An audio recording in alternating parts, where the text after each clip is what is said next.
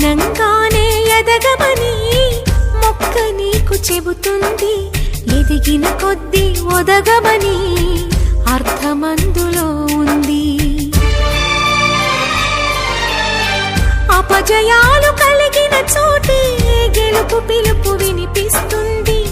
ఆకులన్నీ రాలిన చోటే కొత్త చిగురు కనిపిస్తుంది. మౌనంగానే ఎదగమని మొక్క నీకు చెబుతుంది. ఎదిగిన కొద్దీ ఒదగమని అర్థమందులో ఉంది. అపజయాలు కలిగిన చోటే గెలుపు పిలుపు వినిపిస్తుంది. ఆకులన్నీ రాలిన చోటే కొత్త చిగురు కనిపిస్తుంది.